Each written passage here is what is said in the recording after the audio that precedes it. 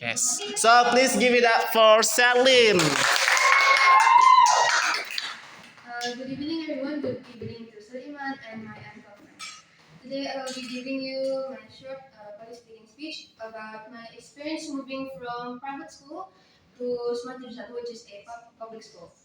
So, I've been studying in Panabur, which is a private school, since I was 4 years old until I was 14. So, that means I've been in private school for almost my whole education life, which is 10 years now.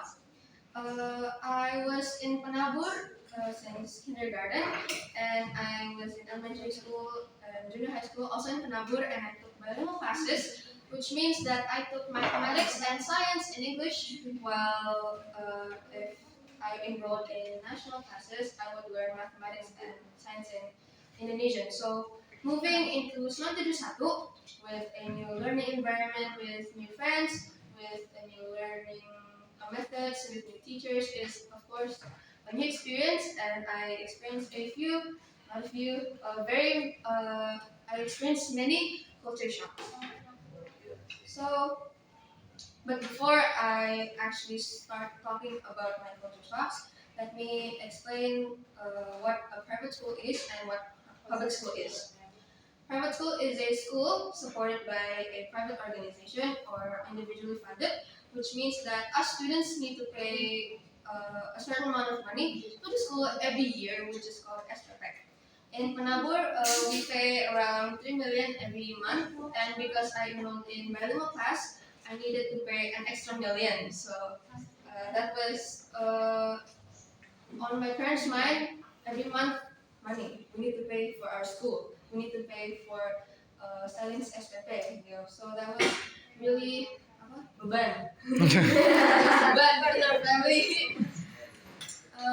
But in public school is a government-funded school. So that explains why public school is free in Jakarta, so that students with low economy state families can still get education. Let me start talking about the major differences that I experienced from private school to public school. The first thing that I noticed is how we get into the school, how we get to be a student in the school. In private schools, we need to take an exam, which when we score low in the exam, we cannot enter the school or be a student in the school. But in public school, we have a system called PPDB, which I know everyone of you here have experience. Because we are here, we have passed PPDB phase. So what is PPDB? It is a phase where we get into the school with a few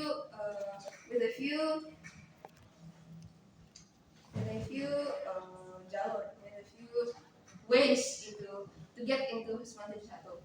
There is academic and non-academic achievements. Academic achievements and non-academic achievements, the factors are our school scores while in junior high school, if we ever won a competition, and if we entered an organization. The next one is donation. Donation is how close is our house to our school. And the next one is affirmation. Affirmation is like for KJP, students with disabilities, and students who lost their parents. But the biggest factor in PPDB is our age or how old we are. When I entered PPDB, I was kind of scared because I was considered young. I just turned 15 today, so yesterday I was still 14. When I enrolled in this school, I was still 14. But I saw in PPDB, they're 17 years old, they're 16 years old, and my mom was complaining like, why are people so old? And why are you so young? And even though I got into Satu in zonation, I was in the first priority zonation, but I was the youngest in first zonation. So I was ranked 60 out of 100, how many? 100 many. And it was still a bit, it takes up my mind a lot. I think about like, am I gonna get into Semantic Satu? Do I need to enroll in another private school? Because I have some traumas in Panabur. Panabur caused me a lot of stress, and ever since moving to Semantic Satu, I've been a little bit more relaxed comparing to when I was in Panabur. The next major difference is funding. As I said before, since private schools are individually funded. We need to pay a certain amount of money every month or every year. But in Jakarta public schools, we do not have to pay any money every month, but we need to pay only for our school attires like pens, pencils, stationeries, our school uniforms, and if we can't afford school uniforms, school usually um, give us school uniforms that we can borrow till the end of the year. So that can really help students with low economies still get education even though their parents cannot really support them financially. The next thing is how teachers teach and how friends act. In Tanagud, I experienced very strict teachers. That doesn't mean that Semantic Satu doesn't have strict teachers, but I think Tujuh Satu teachers are more relaxed and laid back about their assignments, about their exams. When Panabur, we have scheduled exams for every month. So when we get, for example, in the 1st of November, we will be given the schedule for the 1st until the 13th of November exam schedule. So that was a major shock. Teachers here sometimes give information late at night or in the same day as the information is supposed to be executed. So, for example, our homeroom teacher will give us the schedule for today at 5 a.m. in the morning. So I was just like, oh, different schedule for every day. And how friends act. In private schools, we are taught our manners, we are taught how to treat people, we are taught on how to, treat elders and young ones. And here I experience friends acting, with bad words usually coming out of their mouths, and I'm scared. The biggest fear is that I will also be like them.